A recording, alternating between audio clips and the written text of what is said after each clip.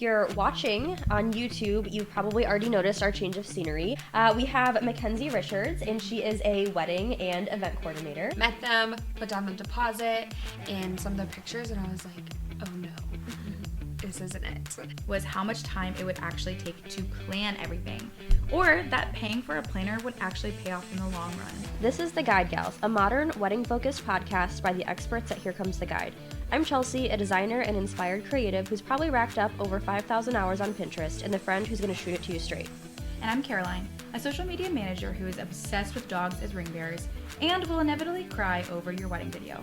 We've seen it from all sides. We've been brides, planners, bridesmaids, and have worked with standout brands throughout the industry. Think of us as an extension of your wedding party and hang out with us as we share the ins, outs, ups, and downs of the road to I Do.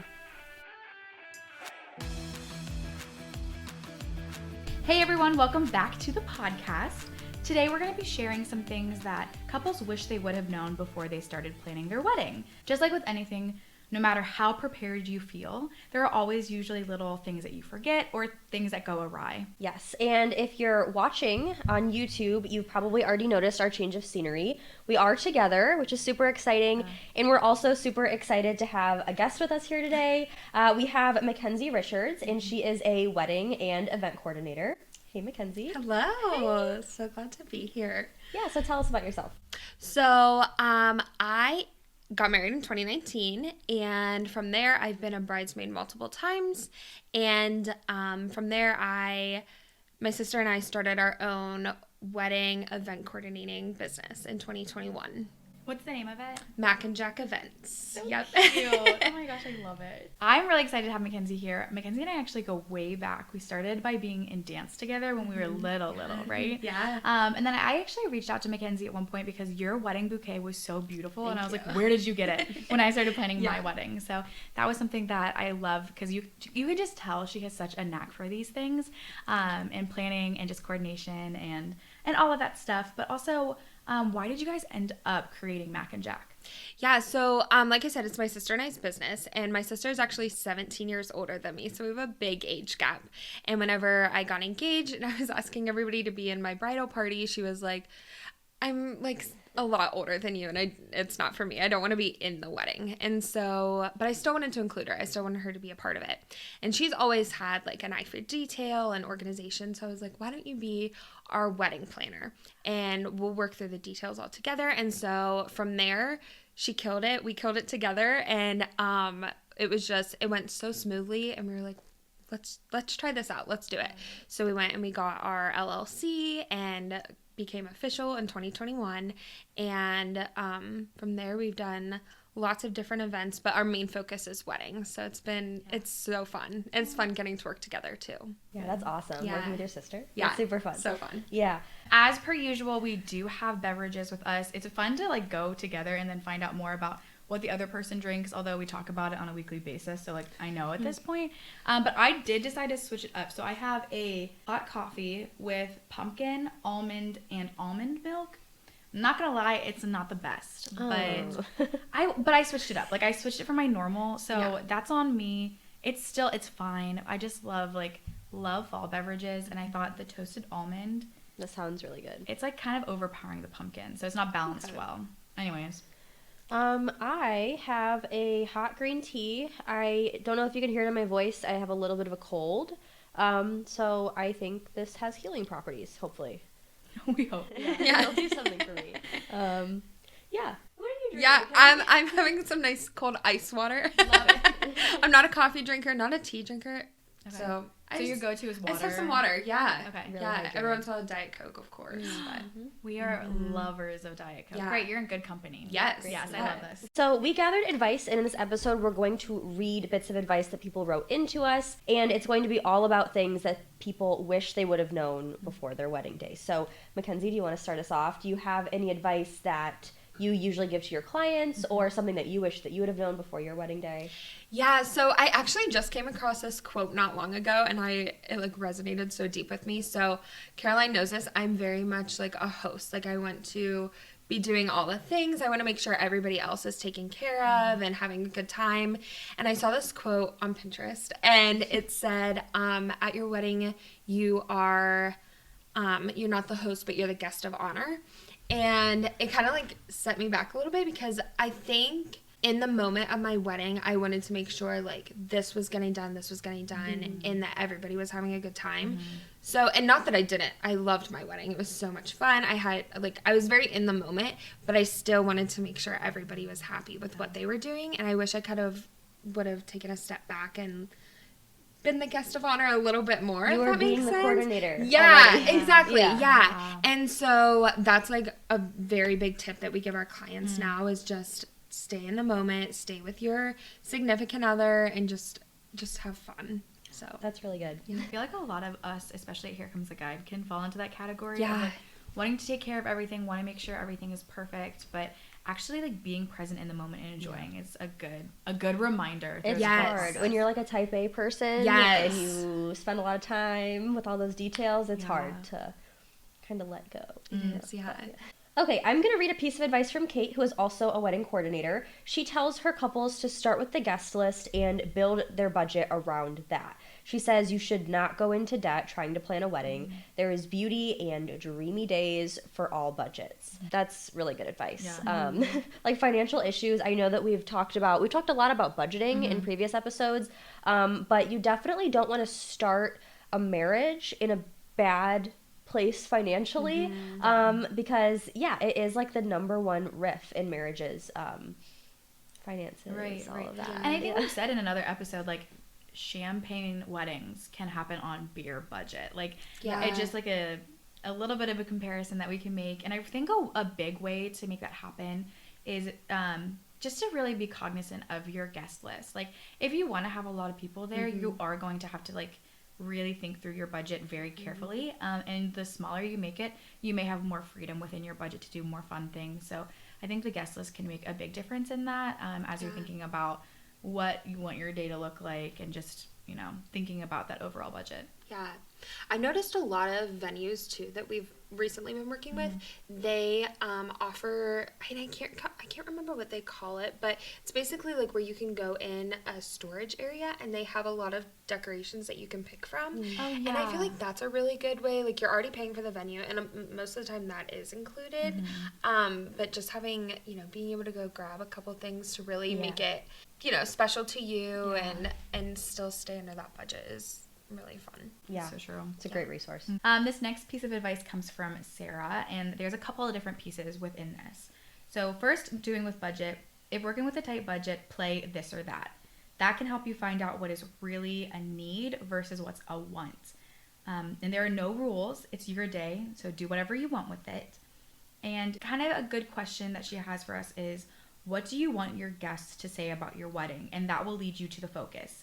If you want the focus to be fun, then don't worry about the chair upgrade and invest towards a live band or a 360-degree photo booth. She also recommends to get a day of planner. Don't torture yourself. Don't forget the honeymoon funds. And favors are nice, but late night snacks and donuts are better. That's all really good. Like I know that people like seem to remember food like the most. So like a late night snack, like people love that. And then also, I know we've talked a lot about non-negotiables before in other episodes, but basically, you and your partner might have certain things for your wedding day that you really want. Like, you have to have that there. So make sure, like, you identify those right off the bat and keep them in mind. Yeah, because, Honestly, spend like money on now that those I'm thinking things. about it, donuts might be a non-negotiable. Like, not that I'm getting married, I'm already married, but For the vow renewal. But the vow renewal. Yes. Then we'll bring back like French fries in the middle of the like that's so good. Yeah.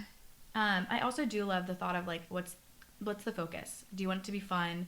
Do you want it to be like whatever you want it to be, have it be that. But I think that does help you make those decisions while you're playing this or that. Like don't forget about whatever your focus is. Yeah.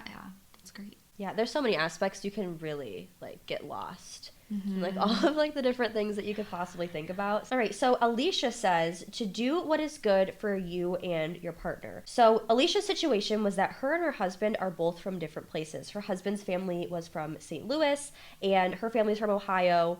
I actually might have switched those, but they're from different places. And her and her husband live in South Carolina. So 3 totally different places that they live and that their 2 families live. So when they were trying to decide where they were going to get married, she decided to like put their wants first, which I think is great. Like at the end of the day, it is your wedding, and I know that she said that she really wanted to get married on the beach, and you're not going to do that in St. Louis or Ohio. So she said that when it came down to it, she knew that if they gave everyone that they wanted to be there enough notice, and you know, like if they wanted to be there, then they would be there. So that's what they decided to do. But yeah, do what's best for you and your partner. Your family members should hopefully understand. Yeah. Yeah, I feel like there's a couple of instances that I've experienced of that. I don't know if you have either, but where there was like one family in Ohio and Pennsylvania, which is like geographically closer, but then the bride's family had just moved to Florida. Like they were in Pennsylvania, so they were trying to figure out like, do we keep it there? Or do we like take advantage of the fact that it's in Florida because we actually would love the beach aspect? And if that's your dream, then absolutely, I'd take that and run with it. Even if you don't have family in that area, like go, go where you want. Yeah, I do feel like it adds another layer to planning when it's not right in your area. But I think it's as people will make the effort, like especially your family members, they will do whatever it takes to get there. So do what's best for you. Yeah. Okay, the next piece of advice comes from Jenny, and I really want everyone to know that she is one of the most talented photographers that we've gotten to work with in the past, actually. So I think that makes her piece of advice really interesting because it's that she wishes she would have found a better photographer, or at least put more thought behind finding the right photographer. So she says, "We don't have any wedding photos framed. There was nothing good. 20 years later, it still makes me so sad. Make sure you ask to see multiple full gallery deliveries. Most photographers just post the best of the best images online. So if you're having an inside reception, make sure they know that and they are comfortable with shooting inside at night. Don't be afraid to ask to see other weddings that they've shot inside, like in a similar situation. And the same goes for outside. At the end of the day, all you will have left are those images. So shop around and don't be afraid to ask to see a ton of their work." Yeah. And it sounds like maybe that her experience was like if they had an inside part of their reception and none of those photos turned out. Yeah. That would be really sad. Yeah, especially as a photographer, like that was clearly one of her non-negotiables. Maybe that she didn't like, but like it should be now. Like those things, like really, that means a lot to her if you have, you know, a real eye for photography. But yes, I think it's a great advice to like really don't be afraid to shop around. I know like when you're in the planning process too, it can be like, okay, let's get the things checked off the list. But yeah, like spend a few hours on the internet and if you're looking for a place to go, like talk to a wedding coordinator. I'm sure you have a list of people in your head that you're like, oh, okay, this person. Yeah, and actually when I was planning my wedding, I did a couple Google searches, found this photographer. It was a husband and wife. Went ahead and I was like, okay, like their pictures look great, and met them, put down the deposit, and then I actually saw their work like tagged, like another couple had tagged them in some of their pictures, and I was like, oh no, this isn't it. And so I talked to my then fiance, not my husband, but I was like, I don't think that we should go with them. Like I just don't like how these ones look. The ones that they showed us were amazing, but these ones that I'm seeing other people tag them in is just not, it's not what I dreamed of. Yeah. And so we went ahead and we were like, you know, we're unfortunately not going to go through with this. We lost our deposit, which was several $100s, which stinks in the moment, but I'm so thankful because our wedding pictures that we do have now blow those ones out of the water. So it was, I didn't do my job at first. I didn't shop around. I really did. I just wanted to check stuff off the list. And they seemed good enough. And then I was regretting it. So thankfully I made the switch. But I think you trusted your gut too, because I think sometimes like it can hold you back if you already have the deposit down. But I'm glad you were able to be like, okay, no, like what I want out of this is not this. Right. Lauren says that she always recommends pre-marriage counseling. She said the wedding is a blast, but it's so important to make sure that you're planning for your actual marriage too. She said that theirs was really beneficial to bring up topics that they hadn't thought to discuss. They chatted about how they would manage money, which she mentions is the leading cause of divorce. and try to determine strengths and weaknesses to work on. She says that they still bring up quotes that they heard or things that they learned during their counseling regularly.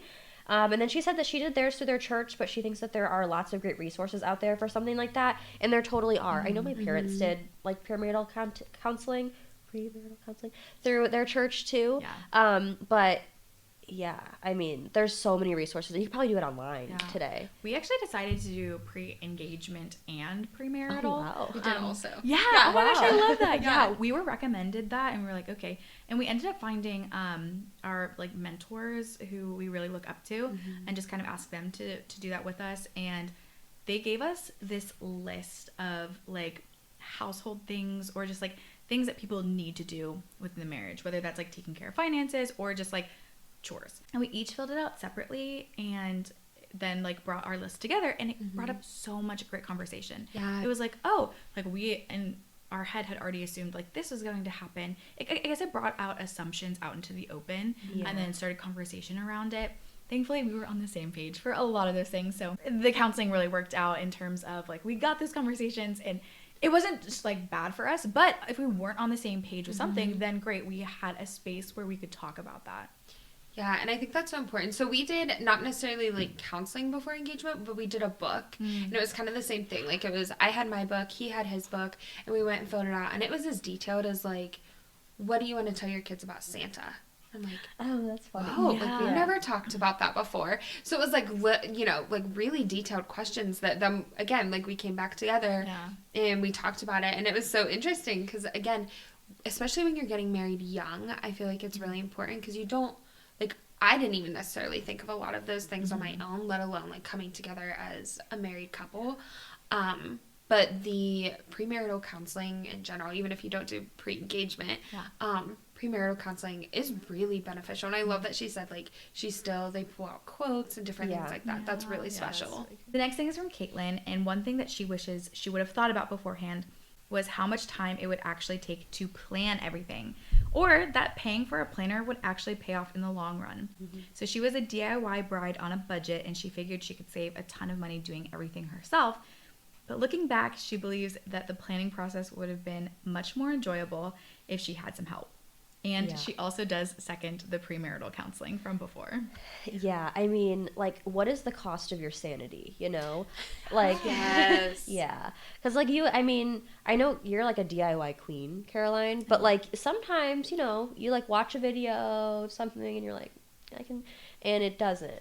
Yeah. It doesn't. Like, do you need to be really making, like, all of the centerpieces? You need to be, like, embroidering yourself. I can embroider, like embroidering your bridesmaids' robes. Like, just think about, like, you did that? Yeah, I did. Okay. No, but I said. No, I think I might have mentioned it in a past episode where I didn't finish the robes. Like, my sisters. I think you did say. I remember now. Or maybe we talked about it at some point, but like I didn't finish it because it took so much longer. Yeah.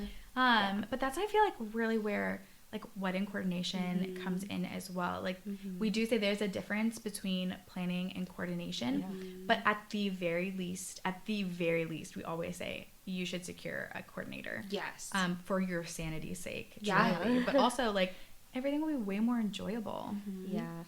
Yeah, I feel like often when we meet with typically just like the bride,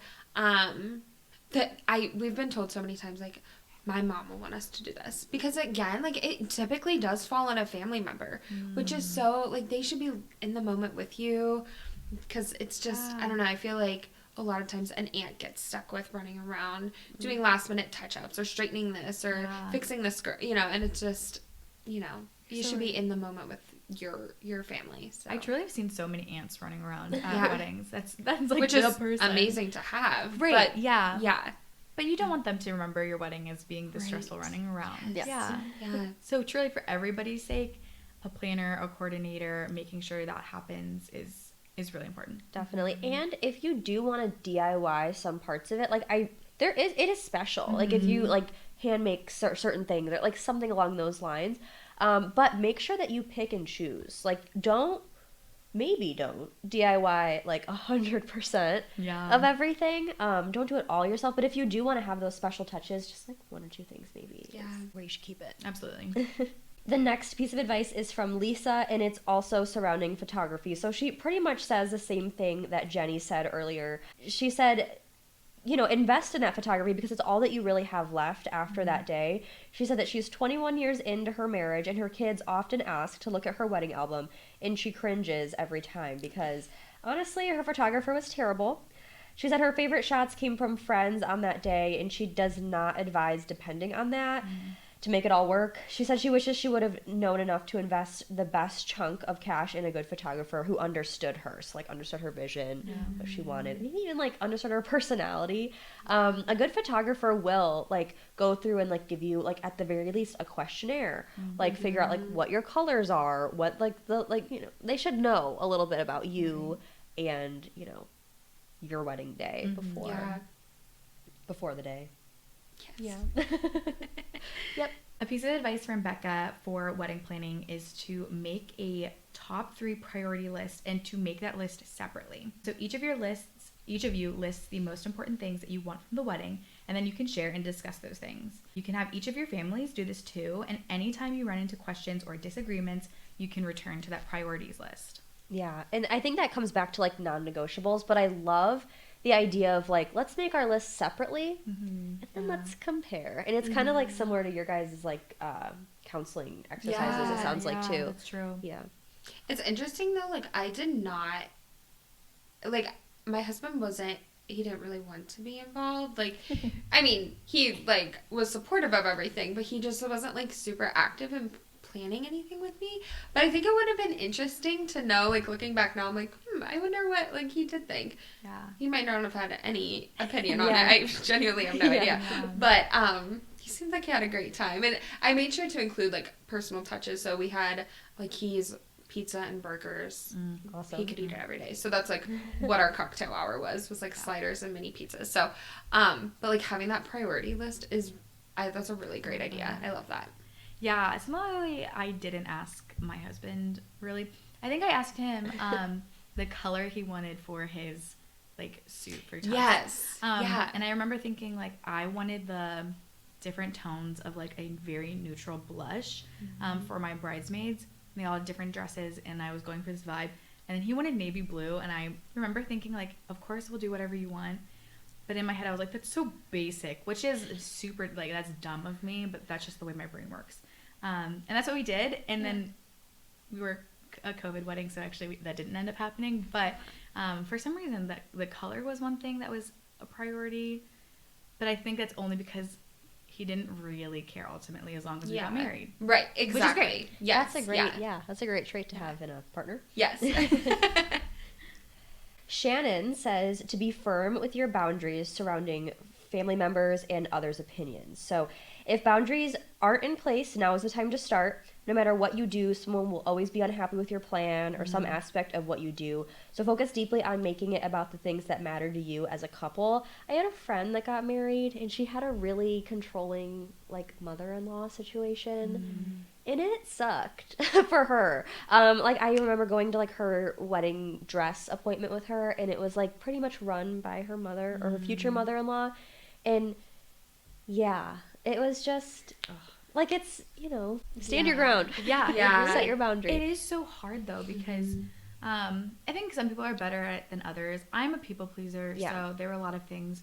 I was able to navigate some things as, oh, you're really interested in this. Let me give you this very specific thing that I ultimately don't care that much about. So that I have more control over the things that I do. But everyone wants, your day to be very special.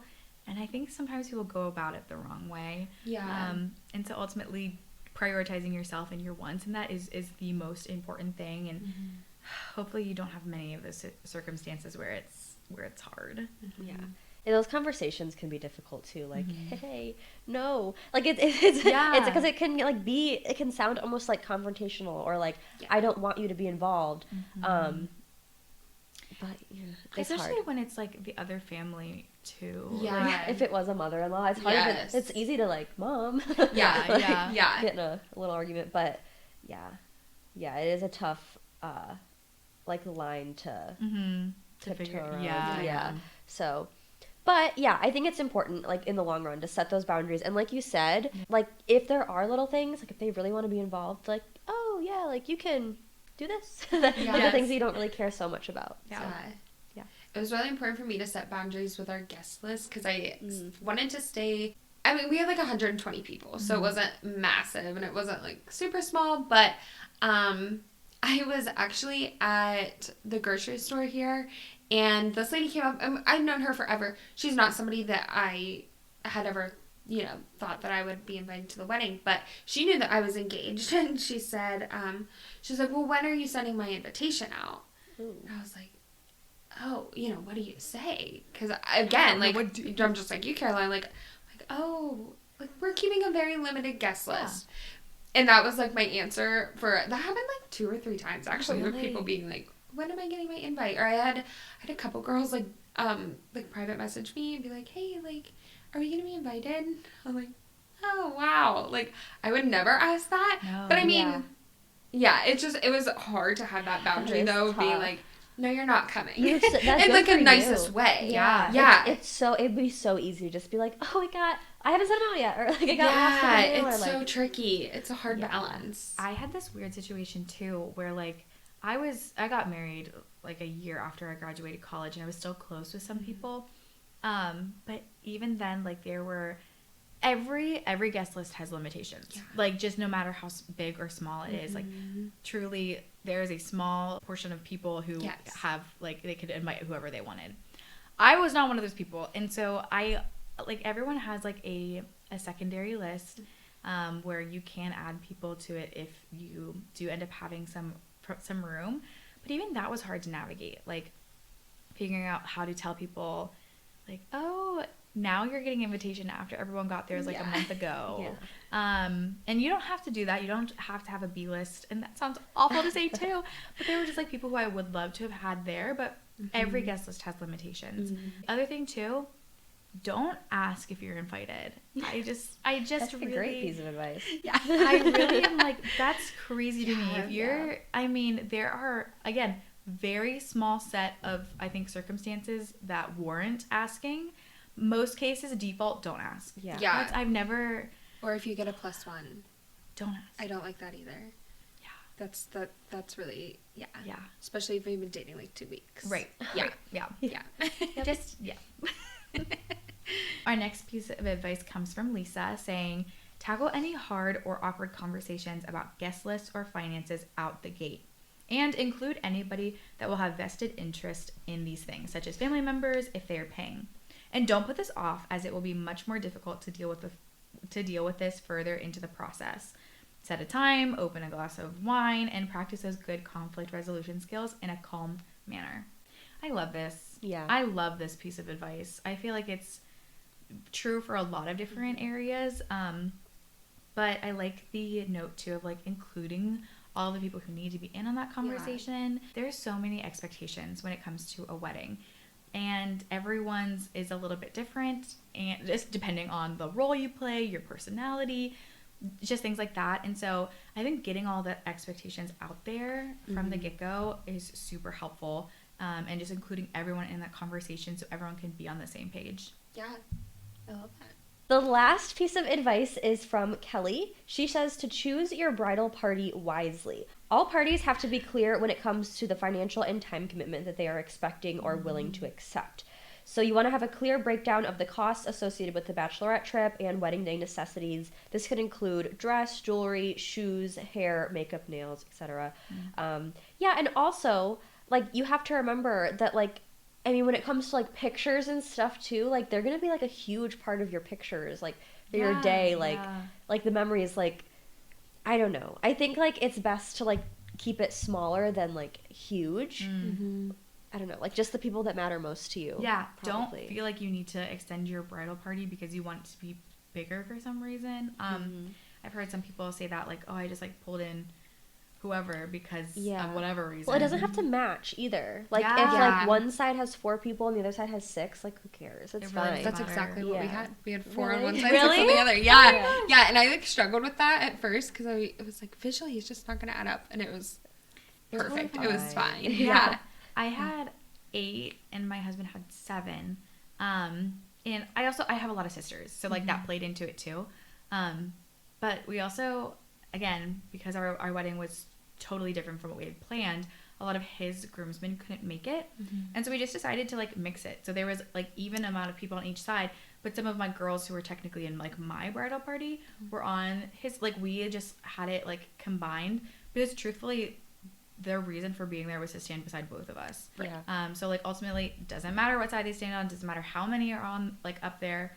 And I also think I've seen so many like horror stories on TikTok or Instagram of like bridal party situations going totally awry or just huge fights happening from things. So good to set your expectations. Definitely try not to make really big expectations, and if you do, make sure you lay them all out there. I hate looking at the stories where it's like this friendship of years and years and years was lost over something to do with the bridal party. Have either of you heard of like the bridal party contracts? I've seen them. What do you feel about that? Have you seen them? No, explain. Okay. So there have been like to the degree of like contracts or like PowerPoints of like these are the expectations. And you have to before sign, you say yes. Yes. Like if I was like, hey Chelsea, would you be in my wedding? I'd love to have you a bridesmaid. Here's like the expectations. Yeah. Before you say yes or no. In some ways, I'm like, okay, and that's actually, if it's done well, yes, I can get behind it. Absolutely, if it's done well.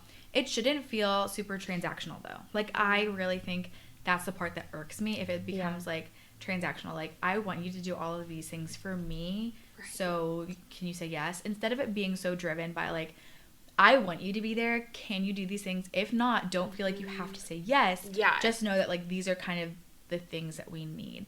So, yeah, it can be done well, but I think I've seen so many of that go poorly. Right. Yeah, it's like it has to be a good balance, I feel like. There is a good balance between here's what everything's going to cost. Like maybe, I don't know, I think about like bridesmaids that maybe you already have a family.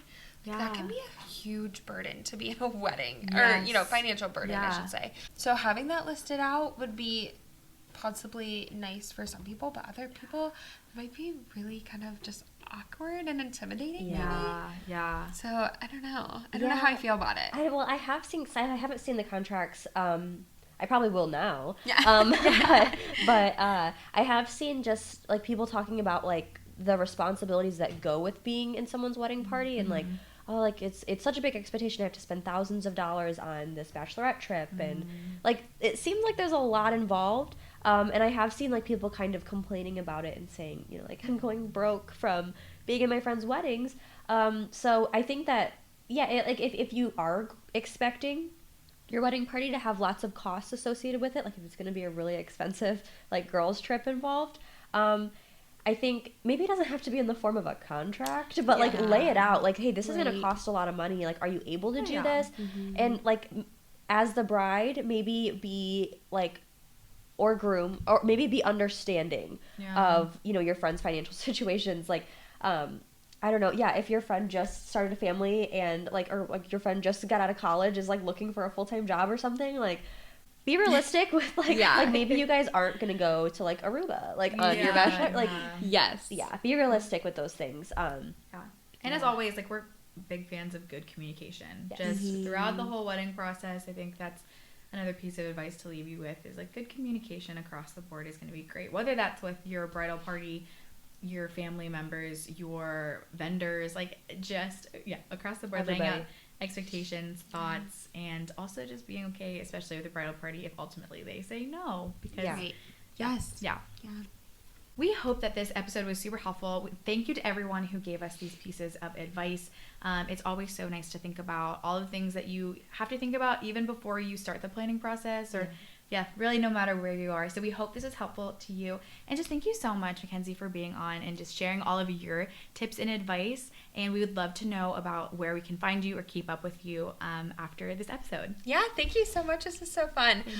So you can follow us at Mack, M-A-C-K, and Jack, J-A-C-K, Events on Instagram and also Facebook. We're still working on all the social medias, but Oh my gosh, good. We can follow along with all of the fun stuff that you're doing. Thank you guys so much. This was so fun. Yeah, it was so fun having you here. And if you guys have a story to share or if any of this was helpful to you, we'd love to hear it. You can find us on Instagram at The Guide Gals Podcast. You can watch us on the Here Comes the Guide YouTube channel. And you can find us on Apple Podcasts, Spotify, or wherever you get your podcasts as The Guide Gals Podcast. Lastly, you can visit our website, theguidegalspodcast.com. There you'll be able to see show notes from every episode, and you can view our full episode library. We have lots of resources for planning, wedding trends, all kinds of things. And we're always happy to hear from you, like I said. So you can always drop us a line on our website, too. We have a contact page there. I think that's all from us today. Seriously, guys, we do love when you keep up with us, when you let us know how things are going, if you ask questions and things, because we want to walk alongside you in the wedding planning process. Like, that's why we're here. That's why we get to have fun guests that get to further that. So we're just so glad to be here and for us to be in your earbuds today. Yes. Yeah. All right. So until the next episode, cheers. Cheers. Cling.